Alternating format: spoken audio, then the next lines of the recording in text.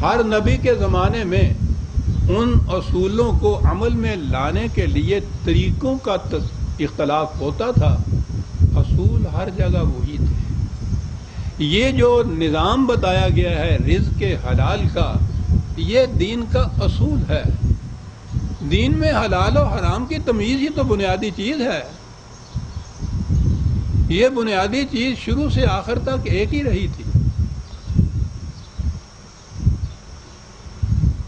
یہی تقسیم، یہی امتیاز، رزق کا یہی نظام قرآن کریم میں بھی دیا گیا تھا۔ لیکن میں نے جو پہلے عرض کیا ہے کہ یہ انسانیت کی بد نصیبی ہے کہ وہ اس کتب سابقہ یا بالخصوص انجیل اپنی اصلی شکل میں باقی نہ رہی۔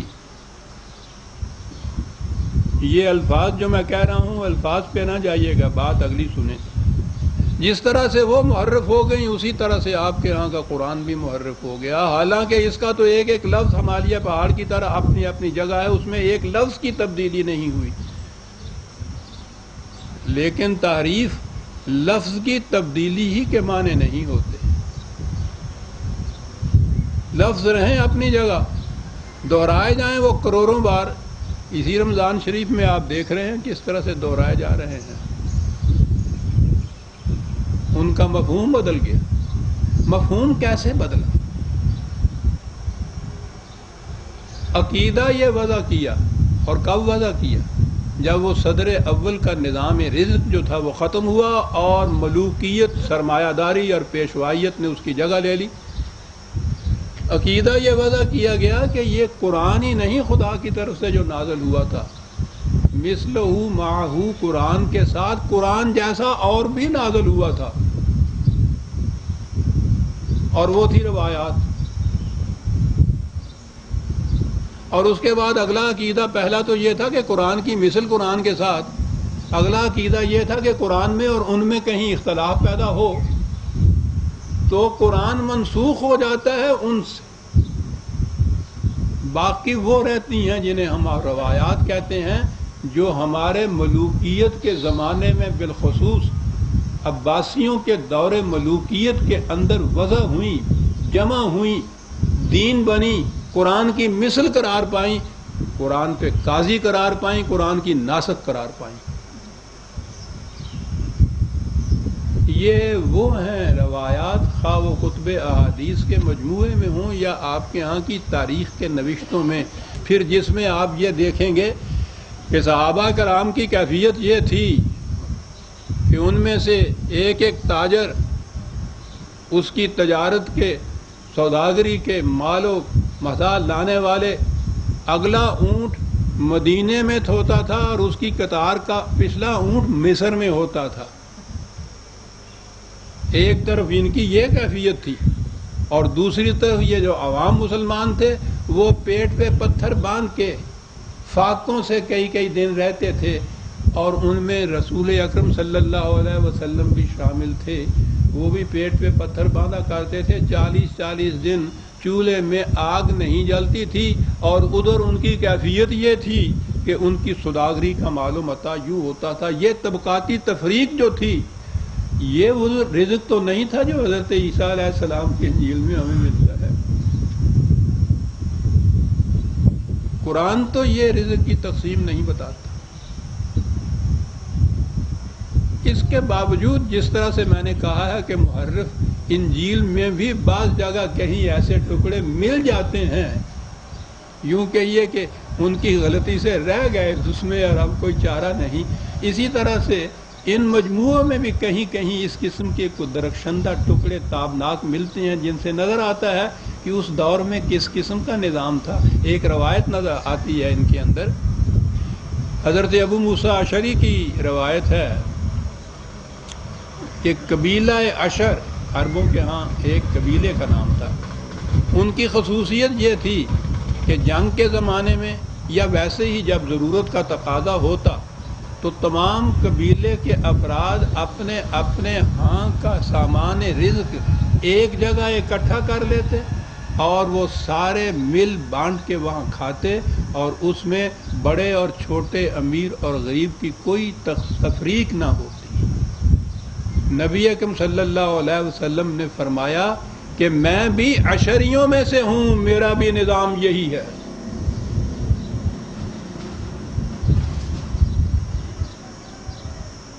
یہ اشعری جن میں حضور نے فرمایا کہ میرا بھی نظام یہی ہے، ان کے ہاں تو پھر یہ نظام نہیں ہوگا نا کہ ایک تاجر جو ہے اس کا تو مال تجارت یہ ہو اور مدینے کے رہنے والے پیٹ پہ پتھر باندھ کے پھر رہے ہوں۔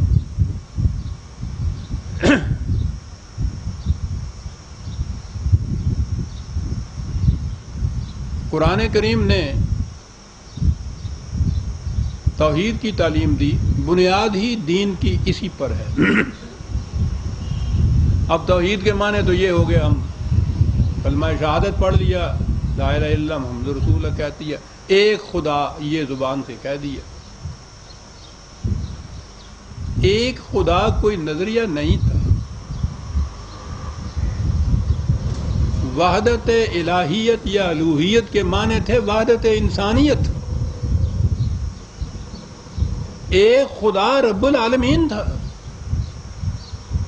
افراد کا رب نہیں تھا، قبائل کا رب نہیں تھا، قوموں کا رب نہیں تھا، پوری انسانیت کا رب تھا، رب واحد تھا، رازق تھا، ان سب کا ربوبیت کا ذمہ دار تھا۔ تو اس میں تفریق تو نہیں وہ کر سکتا تھا۔ یہ جو مساوات انسانیہ تھی، یہ تھی بنیادی تعلیم قرآن کریم کی۔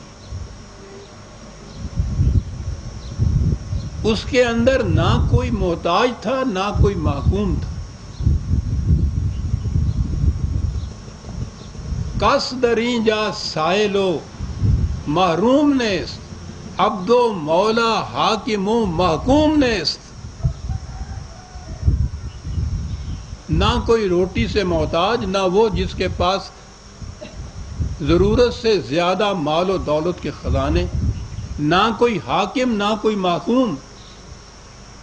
توحید کا عملی نشان یہ تھا۔ قریش نے جو مخالفت کی تھی اسلام کی، نبی اکرم صلی اللہ علیہ وسلم کی دعوت کی، تو اس کے معنی یہ نہیں تھے کہ انہیں اس بات سے چڑ تھی کہ یہ ایک خدا کی دعوت کیوں دیتا ہے۔ یہ اللہ کو ماننے والے تو اس سے پہلے بھی یہ تھے، ان کے نام آپ دیکھ لیجئے۔ نبی اکرم صلی اللہ علیہ وسلم کی نبوت یا اسلام سے پہلے ان کے ناموں میں اللہ آتا۔ حضور کے والد ماجد کا نام خود عبداللہ تھا۔ وہ اس سے نہیں چڑھتے تھے۔ جو چیز ان کے لیے بغض اور حسد اور دشمنی اور عداوت اور نفرت کا موجب تھی، وہ یہ کہ یہ تمام انسانوں کو مساوی قرار دے رہا ہے، وہ اسے تسلیم نہیں کرنے کے لیے تیار تھے۔ اس کے لیے وہ یورش کر کے مکے سے مدینے بھی چڑھ آئے کہ انسانیت کی مساویت یہ ہمیں تسلیم نہیں ہے۔ وہ ٹھیک بات تھی، وہ کعبے کے مجاور بھی تھے، وہ تاجر بھی تھے، قریش کا قبیلہ نسبی طور پر بھی باقی تمام قبائل کے اوپر ممتاز اور معزز گنا جاتا تھا، اور خود عرب اپنے سے باہر والوں کو گنگا کہا کرتے تھے۔ جہاں انسانیت کی تفریق و تقسیم و امتیاز کی یہ کیفیت ہو، وہ اس دعوت کو کس طرح سے ٹھنڈے پیٹوں قبول کر لیں کہ تمام انسان ایک جیسے ہیں۔ اقبال نے بڑی خوبصورت انداز میں اسے نوحہ ابو جہل کے نام سے پکار کے اپنے یہاں بیان کیا ہے۔ ابو جہل ان کا نمائندہ ہے۔ وہ کعبے کے پردے کو، غلاف کو پکڑتا ہے، اور وہ جو ان کے بت وہاں رکھے ہوئے تھے وہ ان سے فریاد کرتا ہے۔ وہ ہے تو ساری نظمی بڑی جلیل القدر، اس میں وہ کہتا ہے کہ قیامت آ گئی ہے، جو یہ شخص یہاں کس قسم کا نظام لا رہا ہے، در نگاہ او یکے بالا و پست، با غلام خیش بر یک خان نشست۔ وہ چھوٹے بڑے سب کو ایک جیسا سمجھ رہا ہے، ایک دسترخوان پہ بیٹھ کے سارے کھانا کھا رہے ہیں۔ ای مساوات، ای مواخات آجمیز، یہ بڑی عجیب چیز ہے جو یہ کہی ہے ابو جہل نے۔ میں یہ اس کی بیک گراؤنڈ عرض کر دوں، حضرت سلمان فارسی صحابہ میں آپ ان کا نام رضی اللہ تعالیٰ عنہ آتا ہے، وہ فارس کے رہنے والے